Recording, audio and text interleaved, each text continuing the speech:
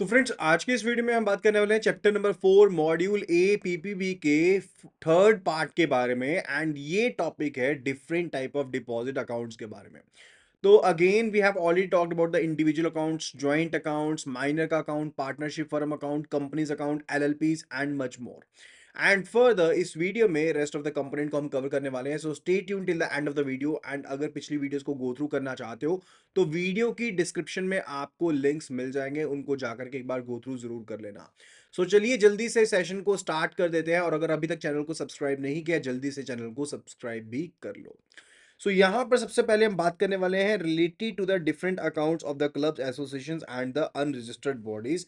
तो जो भी ग्रुप फॉर्म किए जाते हैं जिनको स्पेसिफिक पर्पस के लिए फॉर्म किया गया है, चाहे उनका सोशल मीनिंग है, कल्चरल मीनिंग है, या किसी डोनेशन या चैरिटेबल पर्पस के लिए कनेक्ट किया गया है, या किसी प्रोफेशनल पर्पस के लिए, एक्टिविटी के लिए आप सभी कनेक्ट हुए हैं, उन सभी को एज अ ग्रुप कहा जाता है।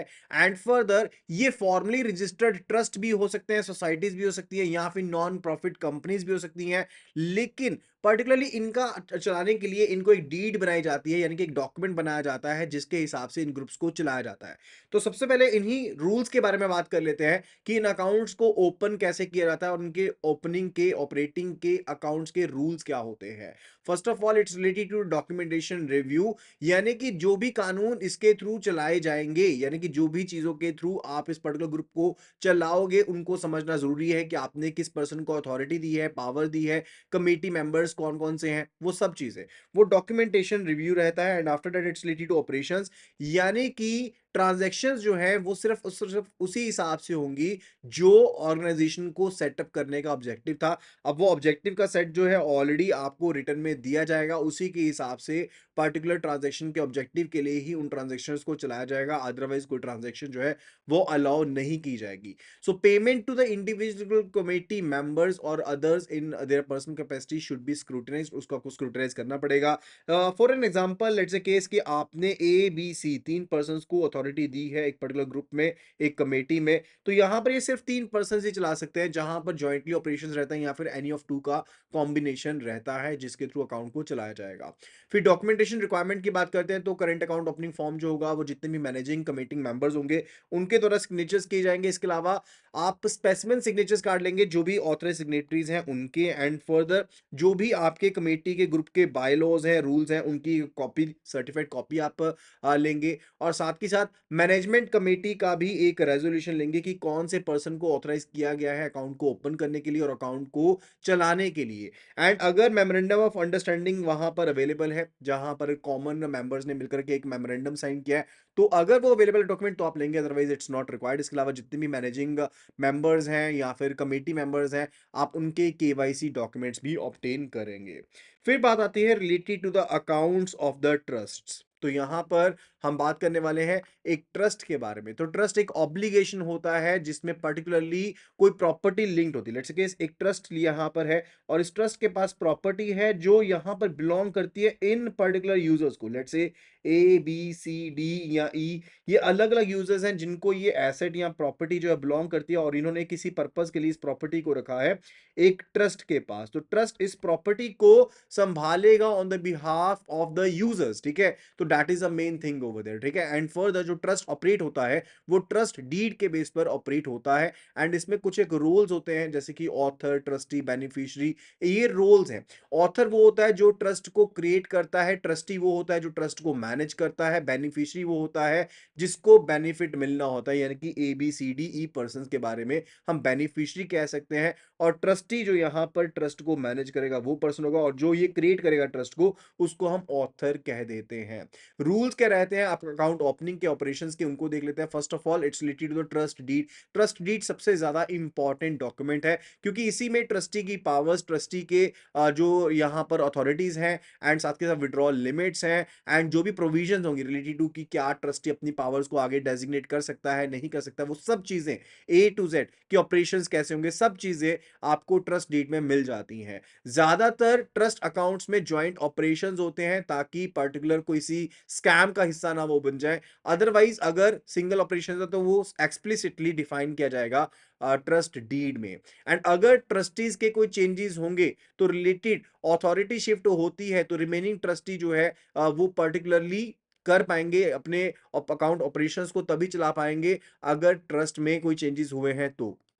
कहने का मतलब है मान लो कि पहले 5 ट्रस्टी थे और बीच में से 1-2 पर्सन की डेथ हो गई या वो रिटायर हो गए, तो उसके केस में जो रिमेनिंग ट्रस्टीज़ हैं, वो अकाउंट को ऑपरेट कर पाएँगे। अथॉरिटी उस केस में शिफ्ट हो जाती है रिमेनिंग ट्रस्टीज़ के ऊपर इन केस अगर कोई पर्सन जो है रिटायर हो जाता है एज़ अ ट्रस्टी या फिर उसकी डेथ हो जाती है।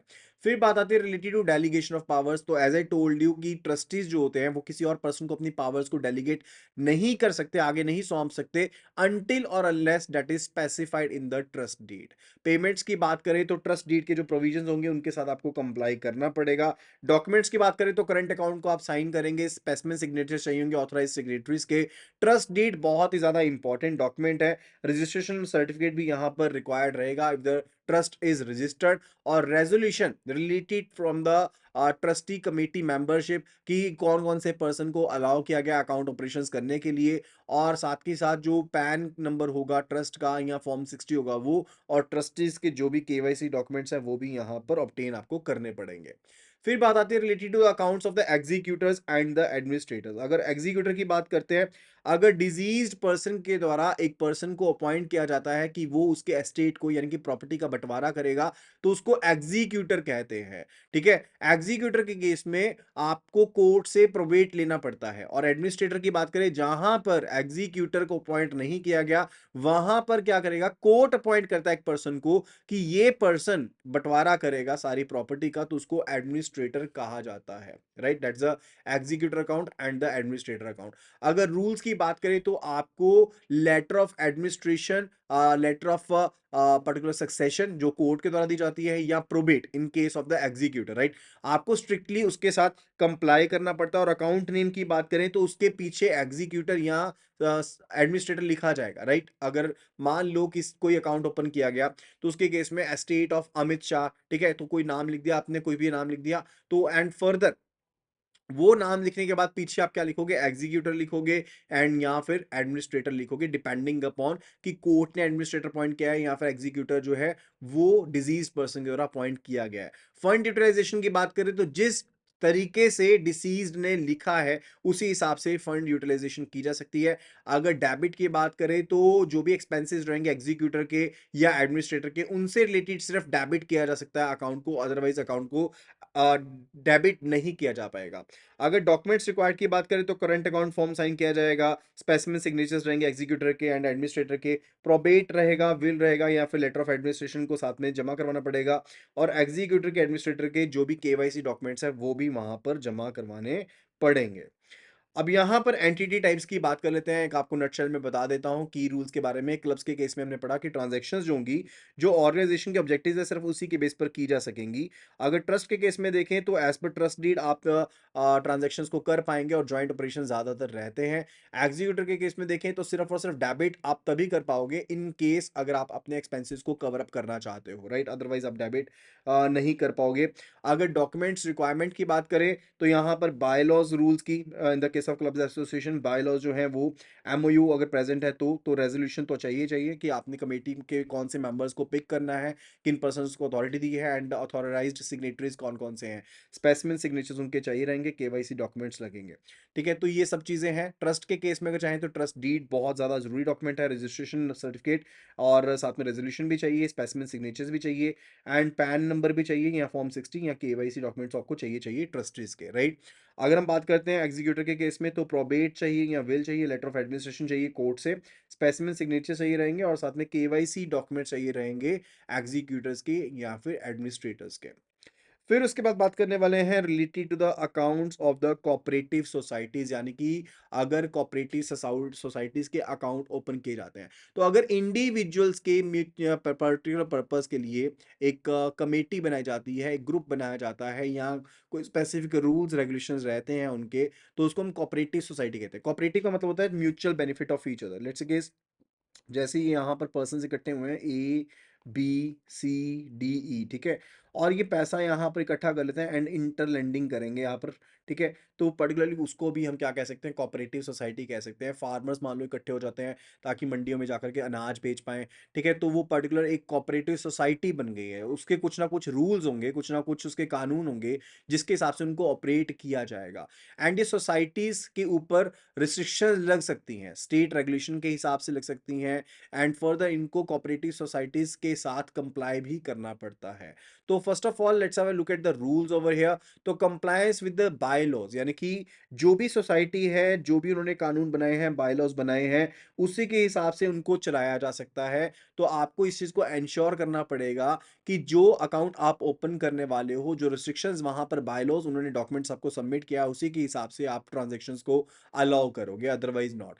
बहुत से स्टेट्स में यहाँ पर आपको रजिस्ट्रार ऑफ कोऑपरेटिव सोसाइटी से परमिशन लेनी पड़ती है, अगर आप अकाउंट ओपन करना चाहते हो बैंक्स के साथ, ठीक है? Other than the cooperative banks, अगर आप बैंक के साथ अकाउंट ओपन करना चाहते हो, तो बहुत से स्टेट्स में ये चीज़ की रिस्ट्रिक्शन रखी गई है कि आपको रजिस्ट्रार ऑफ कोऑपरेटिव सोसाइटी से पहले परमिशन लेनी पड़ेगी।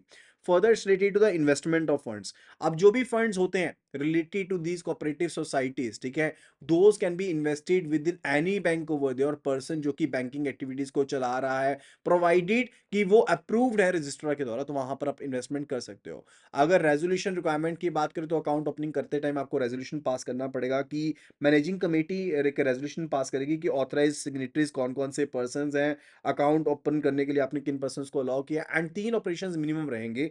One it will be related to the president, second secretary, and third would be the treasurer, ठीक है? और तीनों में से कम 2 पर्सन यहाँ पर चाहिए रहेंगे, यानी कि प्रेसिडेंट के तो सिग्नेचर्स होंगे ही होंगे, और साथ में सेक्रेटरी के या फिर ट्रेजरर के आपको सिग्नेचर चाहिए रहेंगे, ताकि अकाउंट को ऑपरेट किया जा सके। पर्पस ऑफ अकाउंट की बात करें तो जो एक्टिविटीज आपके बायलॉज में मेंशन्ड है कोऑपरेटिव सोसाइटी द्वारा, सिर्फ उन्हीं पर्पसेस के लिए अकाउंट को ऑपरेट किया जा सकेगा। अगर लिमिट्स या फिर रिस्ट्रिक्शंस की बात करते हैं, तो जो भी कानून है, जैसे मान लो कि मैक्सिमम बैलेंस कितना हो सकता है, मिनिमम बैलेंस कितना हो सकता है, इन्वेस्टमेंट पॉलिसीज क्या है, उनको आप स्ट्रिक्टली फॉलो करेंगे। डॉक्यूमेंट्स की बात करें तो अकाउंट ओपनिंग फॉर्म लगेगा, साथ में स्पेसिमेन सिग्नेचर्स, कार्ड लगेगा related to authorise signatories, resolution जो कि मैनेजिंग कमेटी के द्वारा दिया जाएगा कि प्रेसिडेंट कौन है, ट्रेजरर कौन है, सेक्रेटरी कौन है, अकाउंट ऑपरेशंस की डिटेल्स रहेंगी, रजिस्ट्रेशन सर्टिफिकेट जहां कहीं रिक्वायर्ड है, मान लो कि जो सी स्टेटमेंट रिक्वायर्ड है कि चाहिए चाहिए वहां पर वो लगेगा, बायलॉज की कॉपी, सर्टिफिकेट कॉपी चाहिए रहेगी, एंड जो भी ऑथराइज सिग्नेटरीज हैं उनके केवाईसी डॉक्यूमेंट्स भी साथ में अटैच करने पड़ेंगे, राइट?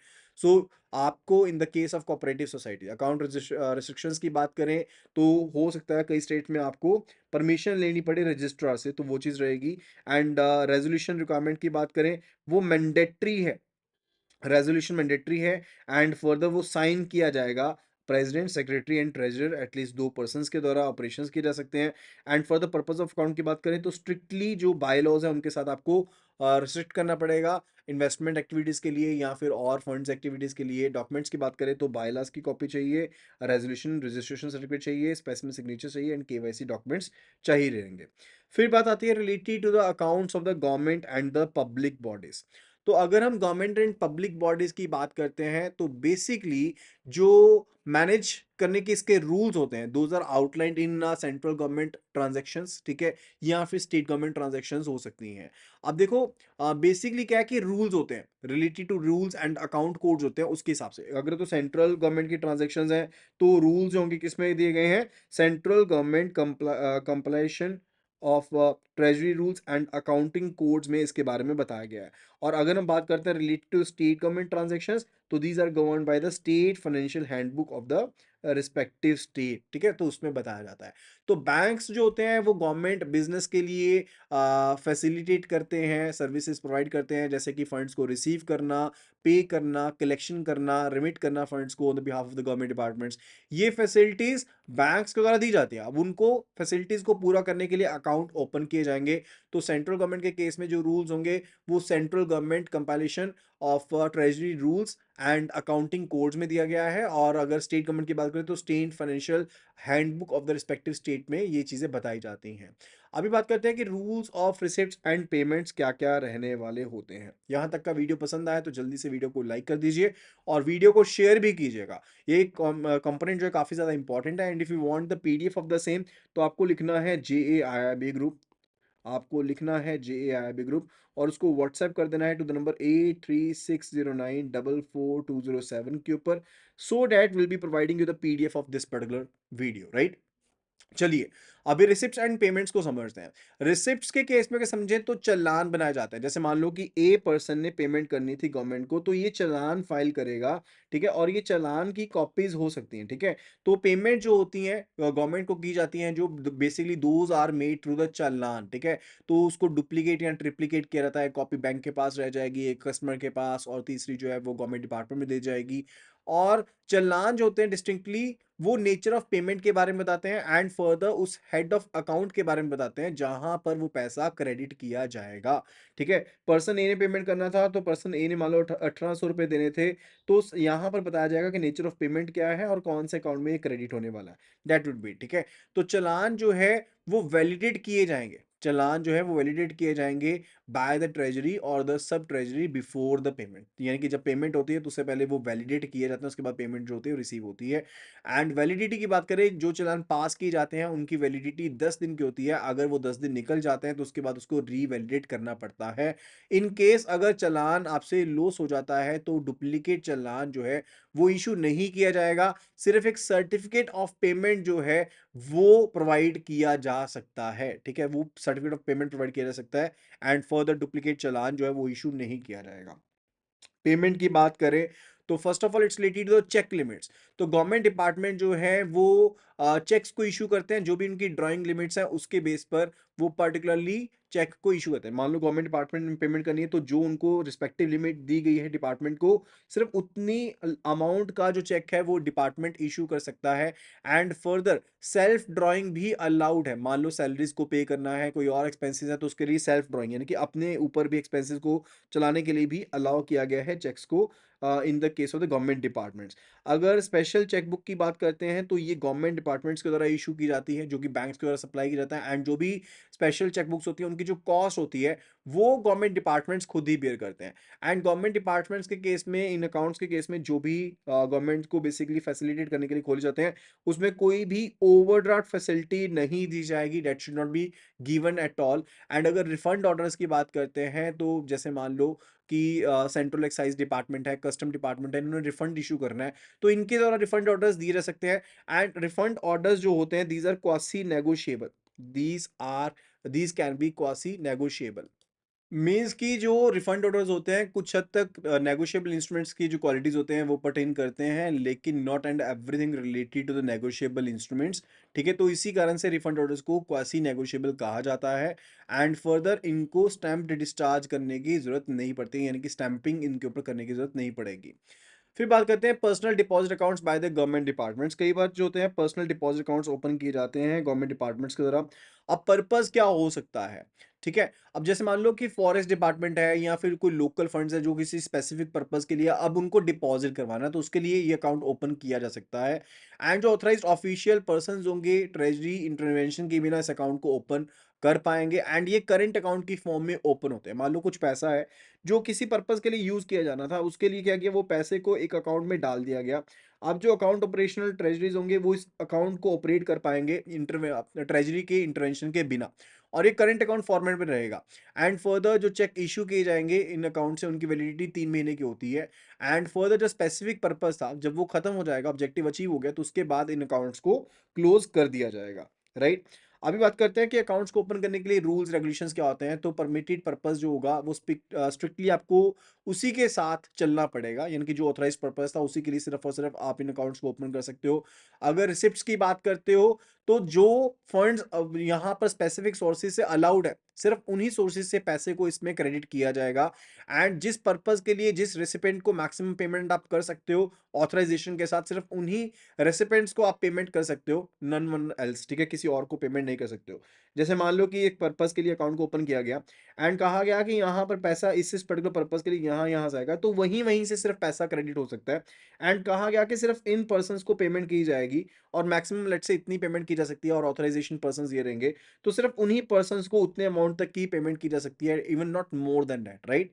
एंड अकाउंट टाइटल की बात करें तो वो क्लियरली इंडिकेट करेगा कि ये गवर्नमेंट रिलेटेड अकाउंट है। अगर कोई ऑथराइजेशन ऑफिसर चेंज होता है तो नई डॉक्यूमेंटेशन करनी पड़ेगी एंड फर्दर नोटिफिकेशन रिक्वायर्ड रहेगी, ठीक है, कि ऑथराइजेशन ऑफिसर चेंज हो रहा है। लेकिन अकाउंट जो है वो सेम रहेगा, अकाउंट चेंज नहीं होगा, ऑथराइजेशन ऑफिसर सिर्फ चेंज हो जाएगा। अगर हम बात करते हैं कि कौन कौन से डॉक्यूमेंट्स आपको चाहिए रहेंगे, तो उसमें अकाउंट ओपनिंग फॉर्म रहेगा जिसमें ऑथराइज्ड ऑफिसर जो होगा वो सिग्नेचर करेंगे एंड स्पेसिमेन सिग्नेचर कार्ड रहेगा ऑथराइज सिग्नेटरी का, एंड गवर्नमेंट की तरफ से ऑर्डर चाहिए, एक नोटिफिकेशन चाहिए कि ये अकाउंट ओपन करना है, किस पर्पस के लिए ओपन करना है, सोर्स क्या रहेगा एंड यूजेस ऑफ फंड्स कहाँ कहाँ पर रहेंगे, ये सब चीजें वहां पर मेंशन करनी पड़ेंगी। तो एस्पेक्ट्स देख लेते हैं कि पर्पस ऑफ अकाउंट क्या रहेगा, जिस पर्पस के लिए अकाउंट को ओपन किया गया उसी के साथ आपको अलाइन करना पड़ेगा। रिसिप्ट्स की बात करें तो आपको ट्रेजरी अप्रूव्ड चालान यहाँ पर आ सकते हैं, कोई डुप्लीकेट चालान इशू नहीं किए जा सकते, सिर्फ और सिर्फ सर्टिफिकेट ऑफ पेमेंट को इशू किया जा सकता है, as I already told you related to the receipts. Payments की बात करें तो गवर्नमेंट जो है वो जो ड्राइंग लिमिट्स दी गई हैं उसके हिसाब से पेमेंट्स को ड्रॉ कर सकते हैं and for the self drawn purpose के लिए भी यूज किया जा सकता है, लेकिन ओवरड्राफ्ट फैसिलिटी अलाउ नहीं होगी। टाइटल ऑफ अकाउंट की बात करें तो वो क्लियरली इंडिकेट करेगा कि गवर्नमेंट के रिलेटेड अकाउंट है। एंड की डॉक्यूमेंट्स की बात करें तो ऑथराइजेशन फॉर्म चाहिए रहेगा, स्पेसिमेन सिग्नेचर्स चाहिए रहेंगे ऑथराइज्ड ऑफिसर के, एंड गवर्नमेंट का ऑर्डर एंड नोटिफिकेशन जरूर चाहिए कि किस पर्पस के लिए अकाउंट को ओपन करना है, फंड्स कहाँ से आएंगे यानी कि sources of funds and uses of funds कहाँ कहाँ पर रहने वाले हैं, वो सब चीजें मेंशन होंगी। अभी हम बात करने वाले हैं काफी ज्यादा इंपॉर्टेंट एस्पेक्ट के बारे में, that's related to the opening of the current accounts, ठीक है, कि नॉर्म्स क्या रहते हैं अकाउंट को ओपन करने के लिए। तो आरबीआई ने यानी कि रिजर्व बैंक ऑफ इंडिया ने नए नॉर्म्स बताए हैं कि आप करंट अकाउंट्स को ओपन कैसे करेंगे एंड ऑपरेट कैसे करेंगे बोरोर पर्पसेस के लिए, ताकि क्रेडिट डिसिप्लिन इनहैंस्ड रहे, राइट? जैसे खास करके सीसी लिमिट के केस में ये चीज होती है कि अगर आपने सीसी लिमिट ले रखी है कि कैश क्रेडिट लिमिट किसी बैंक से ली हुई है, तो उस सिनेरियो में आपके लिए रिक्वायर्ड रहता है कि जो भी आपकी प्रोसीड्स आ रहे हैं यानी कि वर्किंग कैपिटल की रिसिप्ट्स आ रही हैं, वह आप उसी करंट अकाउंट में डालें या फिर आप पर्टिकुलर उसी सीसी लिमिट में क्रेडिट करें, ठीक है, वो चीज़ रहती है। तो पहले क्या होता था कि आपको एक नो ऑब्जेक्शन सर्टिफिकेट लेना होता था बोरोर की तरफ से, ठीक है, एंड फर्दर जैसे मान लो एक एग्जांपल के थ्रू समझते हैं, जैसे लेट्स से कि पर्सन ए जो है यहाँ पर इन्होंने अकाउंट ओपन किया है एंड इनके करंट अकाउंट है एक्स बैंक के साथ, वाई बैंक के साथ एंड जेड बैंक के साथ, ठीक है। एंड एक्स बैंक ने इनको क्रेडिट फैसिलिटी दे दी है, तो ये कहता था, एक्स बैंक पहले कहता था कि आप जाकर के ना बाकी बैंक से एक एनओसी ले लो कि रिलेटेड आपने कहीं से लेंडिंग फैसिलिटी नहीं ले रखी है एंड फर्दर आप पर्टिकुलरली क्रेडिट प्रोसीड जो है वो इसी अकाउंट में डालेंगे, ठीक है, ऐसा सिस्टम पहले रहता था। लेकिन अब वो सिस्टम नहीं है, अब वो सिस्टम जो है वो खत्म कर दिया गया है। अब की प्रोविजंस क्या है नए रेजिम की, उसको हम यहां पर देख लेते हैं। First of all, no borrowing arrangement, जो भी इंडिविजुअल्स हैं, एंटिटीज हैं जिनके साथ कोई भी बोरोइंग अरेंजमेंट नहीं है, ठीक है, चाहे वो शेड्यूल कमर्शियल बैंक्स हैं चाहे पेमेंट बैंक्स हैं, वहां पर कोई भी रिस्ट्रिक्शन नहीं है अकाउंट को ओपन करने के लिए, यानी कि उन बोरोइंग कंसर्न्स के लिए जहां पर आपका कोई भी बोरोइंग अरेंजमेंट नहीं है, ठीक है, तो वहां पर आप क्या कर सकते हो, करंट अकाउंट ओपन कर सकते हो। लेट्स से पर्सन ए ने कोई भी बोरिंग नहीं कर रखी, कुछ भी उसने पैसा उधार पर नहीं ले रखा, तो वो कहीं पर भी अपना जो लोन, अपना करंट अकाउंट जो है वो ओपन कर सकता है, specific to the subject to the due diligence as per the bank's board approved policies. तो बैंक की जो बोर्ड अप्रूव्ड पॉलिसीज हैं उसके हिसाब से जो बोरर है वो यहाँ पर पैसा बोरो सॉरी करंट अकाउंट ओपन कर सकता है। लेकिन जहां पर बोरोज का बोरिंग अरेंजमेंट है, borrows with the boring arrangement, वहां पर रिस्ट्रिक्शंस हैं, वहां पर रिस्ट्रिक्शंस है एंड वो रिस्ट्रिक्शंस किस बेस पर होंगी कि बोरोर का एक्सपोजर कितना है, कि उसने कितना कितना पैसा उधार पर ले रखा है and type of boring facility क्या है। तो दो चीजें वहां पर रहेंगी, एक रहेगा कि आपका एक्सपोजर कितना है एंड दूसरा रहेगा कि टाइप ऑफ बोरिंग फैसिलिटी क्या है, ठीक है, उसके बेस पर पर्टिकुलरली आप रिस्ट्रिक्शंस लगाएंगे। तो कैटेगराइजेशन ऑफ बोरोज यहां पर देख लेते हैं। First of all let's have a look at the fact कि बोरोज जिन्होंने कैश क्रेडिट फैसिलिटी या ओवरड्राफ्ट फैसिलिटी ले रखी है उनके बारे में, and further borrower without CC और ओडी फैसिलिटी। तो यहां तो एक चीज होगी कि बोरोर्स ने सीसी फैसिलिटी ले रखी है, वो बोरोर्स हो गए। दूसरा हो गया कि बोरोर्स ने सीसी या ओडी फैसिलिटी नहीं ली, लेकिन फर्दर उनका लोन एक्सपोज़र है। तो उसके केस में हमने कह दिया कि एक बोरोवर है जिनका एक्सपोज़र 50 करोड़ या उससे ज़्यादा है, एक बोरोवर है जिनका एक्सपोज़र 5 करोड़ से ज़्यादा है लेकिन 50 करोड़ से कम है या 5 करोड़ के इक्वल है, एंड एक एक्सपोज़र हो गया जहाँ पर एक्सपोज़र 5 करोड़ से कम है। तो ये 2 तरह के आपने चेंजेस बना दिए। एक बना दिया बोरोवर जिनका एक्सपोज़र है ही नहीं है, दूसरा आपने बना दिया बोरोवर जिन्होंने सीसी या ओवरड्राफ्ट फैसिलिटी ली है, एंड फर्दर उसी में एक कैटेगरी बना दी जिन्होंने लोन एक्सपोज़र है जिनके ऊपर, सीसीओडी नहीं है लेकिन लोन एक्सपोज़र है। एक उनमें कैटेगरीज़ बना दी कि जहाँ पर 50 करोड़ या उससे ज़्यादा है, 5 करोड़ या उससे ज़्यादा लेकिन लेस देन 50 करोड़, और जहाँ पर एक्सपोज़र जो है वो 5 करोड़ से कम है। ये 3 फैसिलिटीज़ आपके पास यहाँ पर बन जाएँगी। अब इसी के हिसाब से डिटेल्ड नॉर्म्स को समझते हैं। सबसे पहले देखते हैं कि जहाँ पर फैसिलिटी है ही नहीं, यानी कि आपने कोई पैसा लिया ही नहीं है, तो उसके केस में तो मैंने आपको बता ही दिया, जहाँ पर बोरोइंग अरेंजमेंट नहीं है, वहाँ पर इंडिविजुअल्स के ऊपर या एंटिटीज़ के ऊपर कोई भी रिस्ट्रिक्शन एज़ सच नहीं है।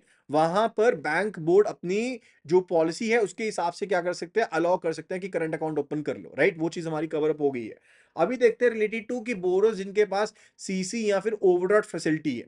तो उसके केस में कहा गया है कि अगर आपका एक्सपोज़र 5 करोड़ से कम है, इसमें भी एक लिमिट लगा दी कि सीसी के केस में अगर आपका एक्सपोज़र 5 करोड़ से कम है, तो फर्दर वहाँ पर कहा गया है कि कोई भी रिस्ट्रिक्शन नहीं है अकाउंट ओपन करने में या फिर सीसी या ओवरड्राफ्ट फैसिलिटी लेने में, कोई भी रिस्ट्रिक्शन नहीं रहेगी। बोरोअर्स को एक अंडरटेकिंग देनी पड़ेगी इन केस अगर उनकी एक्सपोज़र लिमिट जो है वो 5 करोड़ से ज़्यादा हो जाती है, 5 करोड़ या उससे ज़्यादा हो जाती है, तो उनको एक अंडरटेकिंग देनी पड़ेगी। और जहाँ पर बोरोज़ का एक्सपोज़र जो है वो 5 करोड़ से ज़्यादा है, कौन-सा एक्सपोज़र? सीसी लिमिट का या ओवरड्राफ्ट लिमिट का एक्सपोज़र जो है 5 करोड़ से ज़्यादा है, तो बोरोर जो है वो करंट अकाउंट ओपन कर सकते हैं। किसके साथ ओपन कर सकते हैं? लेंडिंग बैंक के साथ करंट अकाउंट ओपन कर सकते हैं, जहाँ पर उनका टोटल बैंकिंग एक्सपोज़र का कम से कम 10% का एक्सपोज़र हो। जैसे मान लो कि मैंने कहा कि एक पर्सन है ए और इसने सीसी लिमिट ले रखी है 10 करोड़ की, तो 10 करोड़ का मतलब हो गया इसका 10% मिनिमम कितना होगा? 1 करोड़ होगा। तो जिन कहीं बैंक के पास इनका सीसी लिमिट का एक्सपोज़र 1 करोड़ या उससे ज़्यादा है, वहाँ पर पर्सन एक करंट अकाउंट ओपन कर सकता है। ये चीज़ यहाँ पर कही गई है, ठीक है? एंड मान लो कि एक बैंक है XYZ जिसने एक सीसी लिमिट दी है ए पर्सन को 50 लाख रुपीस की। अब 50 लाख की सीसी लिमिट का मतलब है एक्सपोज़र XYZ बैंक के पास सिर्फ और सिर्फ 5% का है, ठीक है? तो उसके केस में XYZ बैंक के पास ये करंट अकाउंट ओपन नहीं करेंगे, सिर्फ और सिर्फ कलेक्शन अकाउंट ओपन करेंगे। तो XYZ बैंक के पास कौन-सा अकाउंट ओपन होगा? Not current account, this will be a collection account which will be open, ठीक है? यानी कि कलेक्शन बैंक अकाउंट यहाँ पर ओपन किया जाएगा, ठीक है? That is the case. तो other lending banks can open only the collection account, and जो भी फंड्स रिमिट किए जाएंगे टू द मेन सीसी और OD account within 2 working days, यानी कि कलेक्शन बैंक अकाउंट से पैसा जो है वो सीसी अकाउंट में या ओवरड्राफ्ट अकाउंट में डाल दिया जाएगा। That is the case, right? कितने दिनों में? 2 वर्किंग डेज के अंदर अंदर। फर्दर यहां पर एक और रिस्ट्रिक्शंस है, जहां पर आपका एक्सपोजर 5 करोड़ से 5 करोड़ या उससे ज्यादा है, उसके केस में कहा गया है कि अगर तो एक्सपोजर किसी बैंक के साथ 10% of the total banking exposure या उससे ज्यादा है, वहां पर तो करेंट अकाउंट, जहां पर 10% से कम है वहां पर कलेक्शन अकाउंट, और जहां पर एक्सपोजर है ही नहीं वहां पर आप अकाउंट करेंट अकाउंट ओपन कर ही नहीं सकते। ये चीज आपको कह दी कि नॉन लैंडिंग बैंक को तो यही बोल दिया कि यहां पर नॉन लैंडिंग बैंक के केस में तो आप कोई भी अकाउंट जो है करंट अकाउंट ओपन नहीं कर सकते, ये चीज बोल दी, ठीक है? अभी बात करते हैं विदाउट सीसी फैसिलिटी, यानी कि जहां पर आपने सीसी फैसिलिटी नहीं ली, ओवरड्राफ्ट फैसिलिटी नहीं ली, लेकिन एक्सपोजर है। एक्सपोजर लोन के केस में हो सकता है, टर्म लोन हो सकता है। तो वो केस जहां पर एक्सपोजर जो है वो 50 करोड़ या उससे ज्यादा है, तो उसके केस में बैंक जो है वो एस्क्रो अरेंजमेंट एस्टैब्लिश करेंगे, एस्क्रो मैकेनिज्म एस्टैब्लिश करेंगे। एस्क्रो का मतलब होता है, लेट्स से ए बैंक है एंड XYZ बैंक है। अब XYZ बैंक से इसने जो लोन ले रखा है, लेट्स से वो 60 करोड़ का लोन ले रखा है, एंड फर्दर इसके केस में क्या करेंगे, ये किसी थर्ड पार्टी बैंक के साथ, लेट्स से ABC बैंक के साथ एस्क्रो अरेंजमेंट बनाएंगे, जहां पर पैसा जमा किया जाएगा एंड जहां से इंस्टॉलमेंट पे की जाएंगी XYZ को। No direct contact over there, ठीक है? तो बैंक्स को एस्क्रो मैकेनिज्म चलाना पड़ेगा, एंड फर्दर सिर्फ और सिर्फ एस्क्रो मैनेजिंग बैंक जो होंगे वो करंट अकाउंट को ओपन करेंगे, यानी कि ABC बैंक जो कि एस्क्रो मैनेजिंग बैंक है, सिर्फ और सिर्फ वही क्या करेगा, यहां पर करंट अकाउंट को ओपन कर पाएगा ए पर्सन का। XYZ बैंक के पास करंट अकाउंट ओपन नहीं होगा। Lending bank can be opening the collection account, तो XYZ बैंक जो होगा, जो कि लेंडिंग बैंक है, वो सिर्फ और सिर्फ एक कलेक्शन अकाउंट ओपन कर पाएगा, एंड फर्दर वहां पर कोई रिस्ट्रिक्शंस नहीं होंगी क्रेडिट से रिलेटेड, यानी कि यहां पर कितना भी पैसा क्रेडिट किया जा सकता है, जो कलेक्शन अकाउंट यहाँ पर ओपन किया जाएगा लेंडिंग बैंक के पास। लेकिन डेबिट जो होगा that will be limited to the funds to the escrow account. वहां पर रिस्ट्रिक्शन लगाई जाएगी कि आप एस्क्रो अकाउंट में सिर्फ और सिर्फ डेबिट फंड्स को ट्रांसफर कर सकते हो, कहीं और ट्रांसफर नहीं कर सकते हो, राइट? That's the case. अभी बात करते हैं उन पर्टिकुलर पर्संस के बारे में जिनका सीसी लिमिट तो नहीं है, लेकिन एक्सपोजर जो है वो 5 करोड़ या उससे ज्यादा है, और लेकिन 50 करोड़ से कम है। तो लैंडिंग बैंक जो होंगे वो करंट अकाउंट को ओपन कर पाएंगे जहां पर एक्सपोजर 50 करोड़ से कम है लेकिन 5 करोड़ या उससे ज्यादा है। वहां पर लैंडिंग बैंक के पास सीधा, जैसे यहां पर हमने एक्सवाइजेड बैंक कहा था, तो यहां पर पर्सन ए ने लोन लिया है मान लो 10 करोड़ का, तो यहां पर एक्सवाइजेड बैंक जो कि लैंडिंग बैंक है यहां पर ये करंट अकाउंट ओपन कर सकता है। एंड जो नॉन लैंडिंग बैंक्स होंगे जिन्होंने पैसा नहीं दिया, वो सिर्फ और सिर्फ कलेक्शन अकाउंट को ओपन कर पाएंगे, नॉट दी करेंट अकाउंट। और जहां पर एक्सपोजर जो है वो 5 करोड़ से कम है, बैंक्स जो है वो करंट अकाउंट को ओपन कर सकते हैं, लेकिन उनको अंडरटेकिंग लेनी पड़ेगी रिलेटेड टू कि कस्टमर उनको नोटिफाई करेगा अगर उनका बैंकिंग एक्सपोजर 5 करोड़ से ज्यादा हो जाएगा, ठीक है? तो ये वाली चीज तो दोनों केसेस में सेम ही है, चाहे वो सीसी लिमिट हो चाहे ना हो, उसके केस में सेम है 5 करोड़ तक के लिए। एंड उसके ऊपर के रिस्ट्रिक्शंस के चेंजेस मैंने आपको ऑलरेडी बता दिए हैं। Now let's also look at the other guidelines over there कि मॉनिटरिंग एंड अदर गाइडलाइंस क्या है। सबसे पहले बात करते हैं रेगुलर मॉनिटरिंग के बारे में। तो बैंक्स को मॉनिटर करना चाहिए अकाउंट्स को हाफ ईयरली बेसिस पर, so as to track the aggregate exposure, कि कस्टमर का एग्रीगेट एक्सपोजर क्या है, उस चीज को मीटअप करने के लिए, उस चीज को जांचने के लिए बैंक को हाफ ईयरली बेसिस पर क्या करना चाहिए, मॉनिटरिंग करनी चाहिए अकाउंट्स की, एंड कंप्लायंस को इंश्योर करना चाहिए। एंड फर्दर ये भी देखना चाहिए कि आपके पास एक्सपोजर, बोरोर के जो एक्सपोजर लेवल्स हैं उसमें ऑल्टरेशंस तो नहीं हो रही, एंड अगर कोई ऑल्टरेशंस होती हैं तो उन चेंजेस को विद इन 3 मंथ्स इंप्लीमेंट किया जाना चाहिए। That's a very important point, ठीक है? तो अगर कोई चेंजेस दिखते हैं तो उनको विद इन 3 मंथ्स यहाँ पर आप क्या करेंगे, चेंजेस को इंप्लीमेंट करेंगे एक्सपोजर लिमिट के वाइज, जो मैंने आपको चेंजेस बताए कि कलेक्शन अकाउंट ओपन करना है, एस्क्रो अकाउंट ओपन करना है, उनके हिसाब से। फिर बात आती है कलेक्शन अकाउंट की गाइडलाइंस क्या है। अगर मैं कलेक्शन अकाउंट की गाइडलाइंस की बात करूं तो बैंक के अगर कोई भी फीस है, कोई भी चार्जेस हैं, तो बैंक इन कलेक्शन अकाउंट से अपने चार्जेस को, अपनी फीस को डेबिट कर सकता है before transferring the funds to CC और ओडी लिमिट्स अकाउंट और द एस्क्रो अकाउंट्स। तो जहां कहीं भी मैंने आपको बताया कि बैंक्स जो है कलेक्शन अकाउंट को ओपन करेंगे, तो बैंक की अगर कोई फीस है, कोई चार्जेस है, तो एस्क्रो अकाउंट्स में या सीसीओडी अकाउंट्स में जमा करने से पहले बैलेंसेस को बैंक इन चार्जेस को डेबिट कर सकता है। इसके अलावा कोई भी पैसा डेबिट नहीं होगा। फिर बात करते हैं राउटिंग ऑफ पेमेंट्स के बारे में। अब टर्म लोन जो है वो डायरेक्टली राउट किए जाएंगे। टर्म लोन का जो अमाउंट है that should be directly routed to the suppliers और पे, यानी कि मान लो किसी पर्सन ए ने कैमरा परचेज करना था। अब कैमरा परचेज करने के लिए कैमरामैन को यानी कि कैमरा शॉपकीपर को पे करेंगे ना, तो जब इसको लोन सैंक्शन किया जाएगा ना, तो इस पर्सन को डिसबर्समेंट डायरेक्ट ना दी जाए, डायरेक्टली पैसा जो है वो यहाँ पर जिस पर्सन से एसेट परचेज किया है या जो पे है सिर्फ उसको पे किया जाए।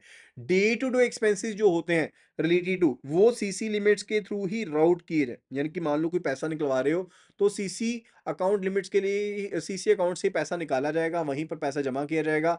अगर सीसी अकाउंट है या ओवरड्राफ्ट अकाउंट है या फिर करंट अकाउंट से आप डे टू डे एक्सपेंसेस को निकालोगे, किसी और अकाउंट से नहीं निकालोगे। फिर बात आती है प्रोप्राइटरशिप फर्म्स के केस में। अब प्रोप्राइटरशिप फर्म के केस में क्या होता है कि प्रोप्राइटर यानी कि जो बोरोर है, जो ओनर है कंपनी का, एंड पर्सनल कैपेसिटी दोनों सेम होती है, ठीक है? तो borrowing of business and personal purposes are considered together, यानी कि अगर मान लो पर्सन ए ने कंपनी के लिए, अपनी प्रोप्राइटरशिप फर्म के लिए लोन लिया है 3 करोड़ का, और उसने अपने पर्सनल पर्पस के लिए लोन लिया है 2 करोड़ का, तो जब एक्सपोजर काउंट करोगे तो दोनों को क्लब करके एक्सपोजर काउंट करोगे। ऐसा नहीं है कि दोनों को अलग अलग काउंट करोगे, क्योंकि ये एक पर्सन सेम ही काउंट होता है। प्रोप्राइटरशिप फर्म के केस में ये पर्सन सेम ही काउंट होता है। फिर बात करते हैं related to the specific exemptions. अब कहाँ-कहाँ पर ये जो रूल्स हैं वो एप्लीकेबल नहीं होंगे, उनके बारे में भी जानना ज़रूरी है। तो ख़ास करके जहाँ पर स्टैट्यूटरी अकाउंट है या मान लो रेगुलेटेड अकाउंट्स हैं, जैसे कि रेरा के केस में जो रियल एस्टेट प्रोजेक्ट्स होते हैं उसके केस में ये ज़रूरी होता है कि बायर की पेमेंट का 70% एडवांस आपको मेंटेन करना होता है। तो डेफिनिटली उस केस में ये रूल्स एप्लीकेबल नहीं रहेंगे। दैट्स द फर्स्ट एग्जाम्पशन, ठीक है? दूसरी चीज़ है, मान लो कि रिजर्व बैंक ऑफ इंडिया ने पेमेंट एग्रीगेटर के पर्पस के लिए कोई एस्क्रो अकाउंट ओपन करवाया, ठीक है? तो वहां पर भी पर्टिकुलरली ये चीज मेंटेन रहेगी, ठीक है? पेमेंट एग्रीगेटर क्या होता है, जैसे मान लो कि डिफरेंट डिफरेंट फैसिलिटीज चल रही हैं पेमेंट सेटलमेंट सिस्टम की, तो उसके तहत मान लो कि जो पेमेंट सर्विस प्रोवाइडर्स हैं उनको एस्क्रो अकाउंट मेंटेन करना पड़ रहा है एग्रीगेशन पर्पसेस के लिए, तो वहां पर भी ये रूल रेगुलेशन एप्लीकेबल नहीं होंगे, right?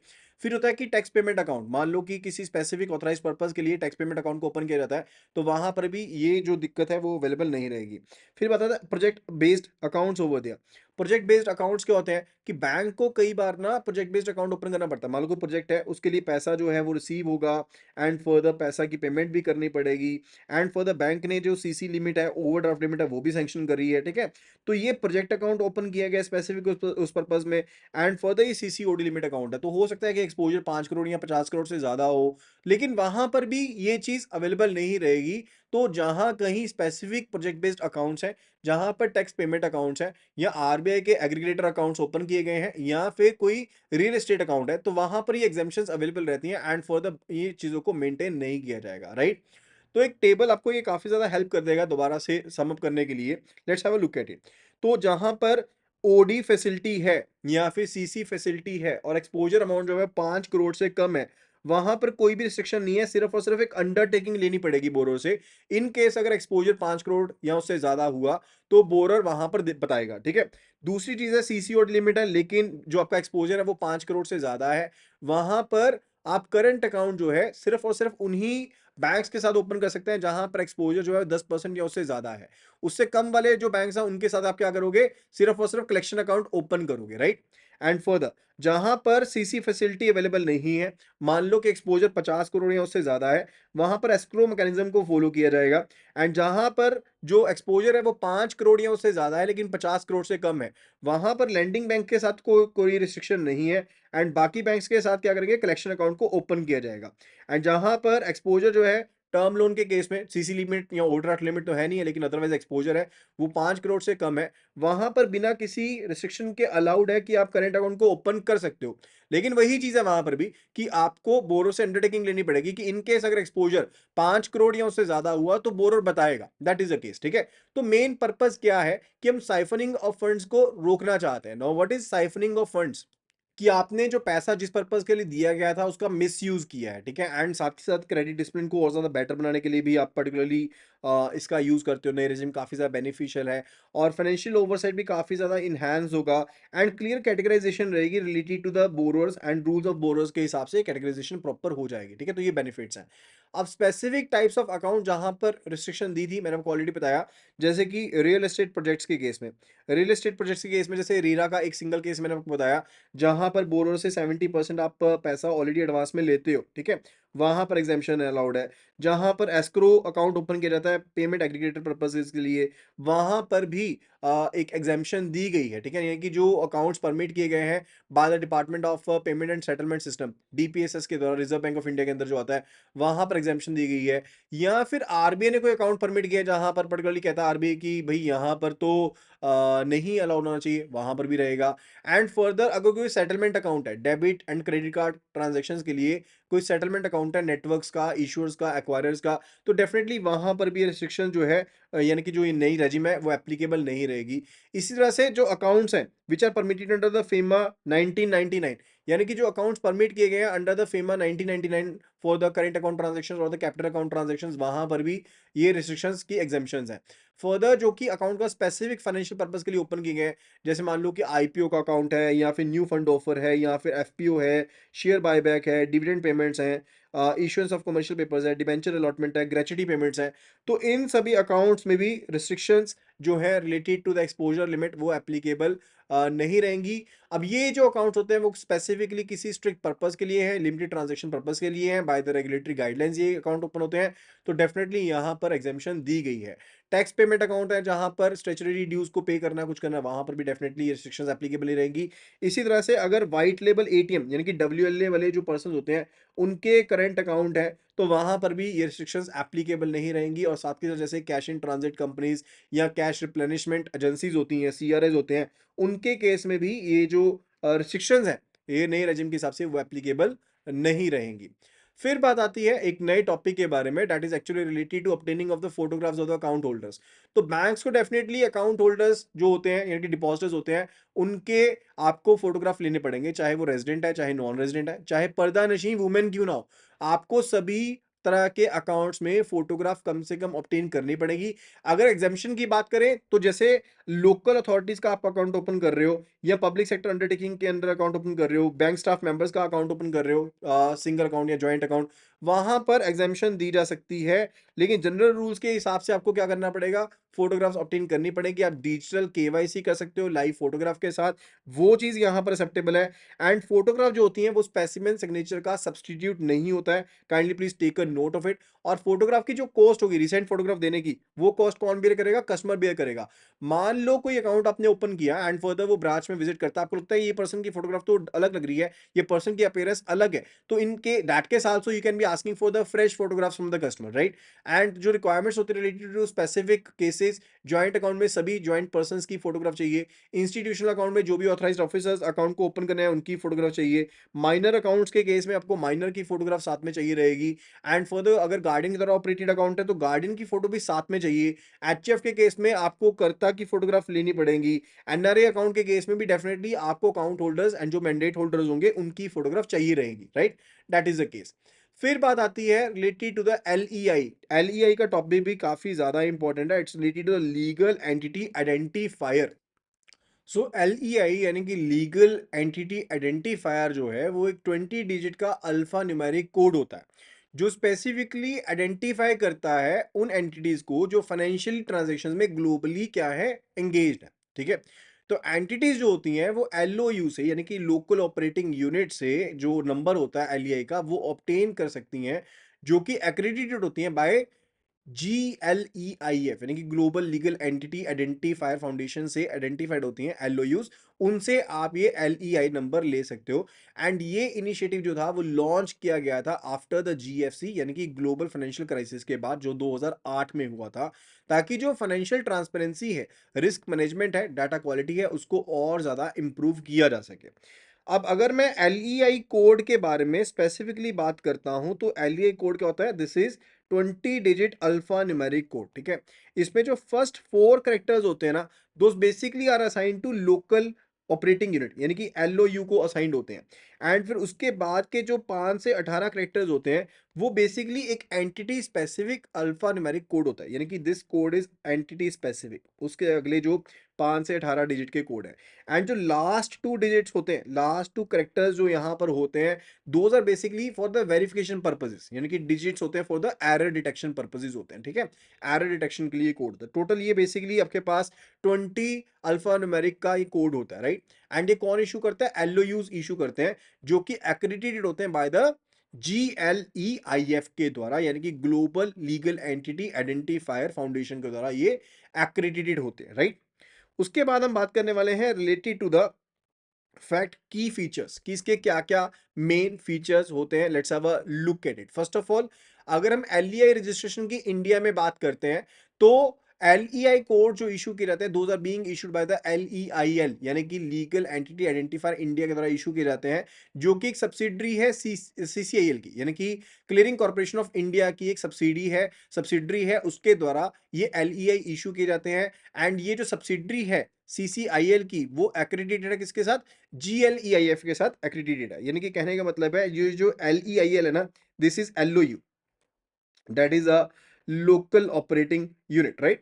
And further mandatory usages, यानी कि अगर आप ओटीसी मार्केट में डील कर रहे हो, डेरिवेटिव मार्केट में डील कर रहे हो, तो आपके लिए मैंडेटरी है कि आपको एलईआई कोड का इस्तेमाल करना पड़ेगा। And this is also having the applicability to the borrowers, यानी कि वो बैंक्स जिसमें कि शेड्यूल्ड कमर्शियल बैंक भी शामिल है लेकिन आरआरबी शामिल नहीं है, local area bank, small finance banks हैं, ठीक है, उनके लिए मैंडेटरी है कि वो कॉर्पोरेट बोरोर्स को जिनका एग्रीगेट फंड बेस्ड एक्सपोजर या non fund based exposure 5 crore या उससे ज्यादा है, उनके पास एलईआई नंबर हो। यानी कि अगर कोई भी बोरोर है, एबीसी बोरोर है, ठीक है, एंड फर्दर इसने बोरोइंग करनी है एक्सवाइजेड बैंक से और इसका एक्सपोजर मल्टीपल बैंक से या सिंगल बैंक से 5 करोड़ या उससे ज्यादा है, तो उसके केस में इसको क्या करना पड़ेगा, इसको एलईआई यानी कि आपके पास जो लीगल एंटिटी आइडेंटिफायर है वो ऑब्टेन करना पड़ेगा। एंड साथ के साथ इसको कैप्चर करना पड़ेगा, यानी कि आपको इसको देना पड़ेगा क्रिलिक में आपको ये डाटा जो है वो देना पड़ेगा, यानी कि जो सेंट्रल रिपोजिटरी है of information of large credits, उसके पास आपको एलईआई ये सबमिट करना पड़ेगा।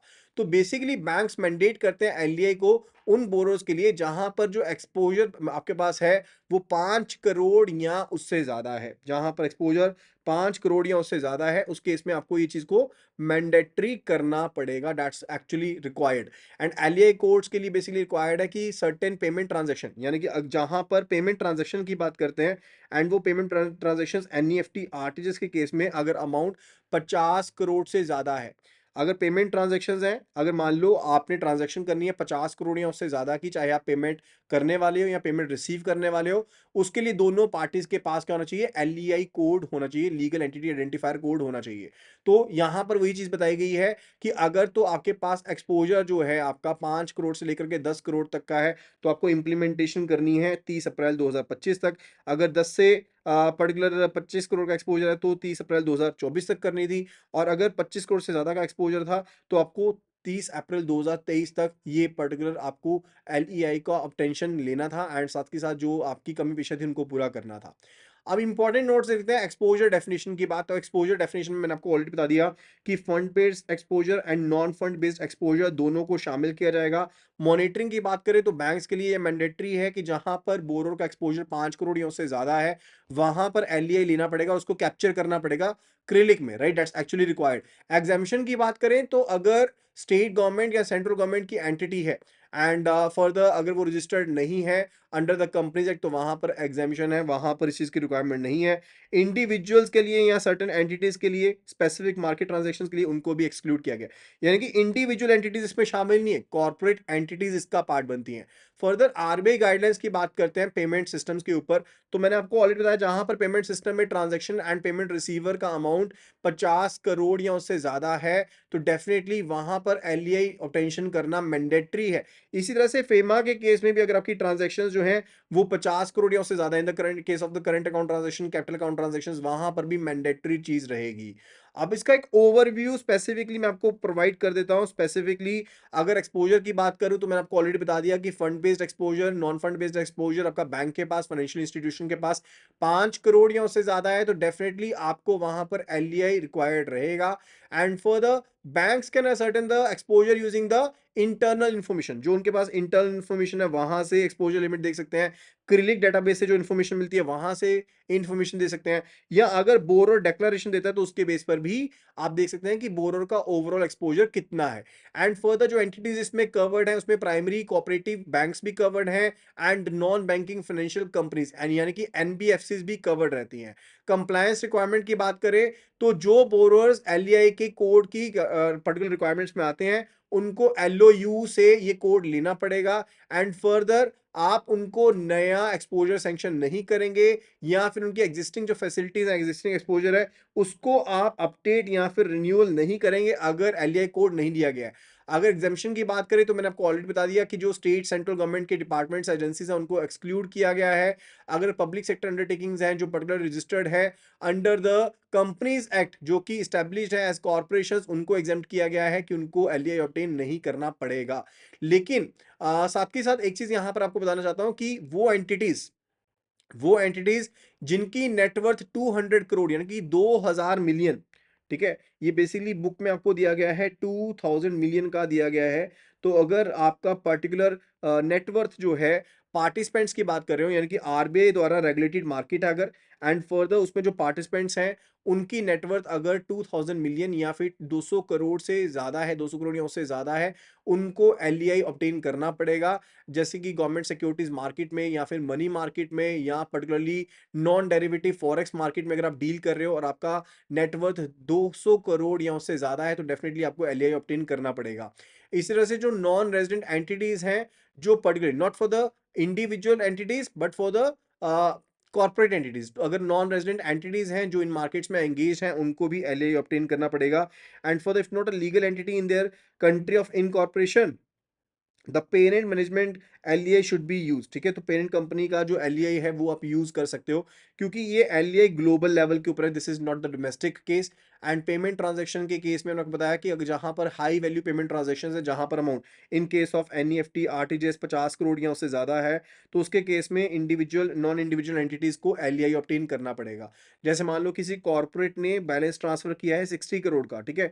तो ये तभी कर पाएगा अगर इसके पास एलईआई अवेलेबल है, लीगल एंटिटी आइडेंटिफायर अवेलेबल है। एंड इसी तरह से जो इसका ट्रांजैक्शन का रिसीवर होगा एबीसी, उसके पास भी एलईआई होना चाहिए, तभी ये ट्रांजैक्शन ये कर पाएगा, अदरवाइज नॉट। फर्दर फिर बात आती है related to the capital and current account transactions under the FEMA. तो 2022 से ये भी स्टार्ट कर दिया गया कि ऑथराइज जो डीलर कैटेगरी 1 बैंक है उनको इंश्योर करना पड़ेगा कि जो रेजिडेंट नॉन इंडिविजुअल एंटिटीज है, रेजिडेंट नॉन इंडिविजुअल एंटिटीज हैं जो ट्रांजैक्शंस करते हैं related to resident non individual entities की बात कर रहा हूं मैं, देखो ठीक है, not related to the individual entities but related to the non individual entities, right?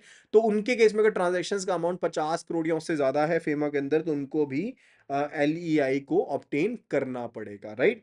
So that was a whole case about the LEI. I hope की पॉइंट्स आपको क्लियर हो गए होंगे।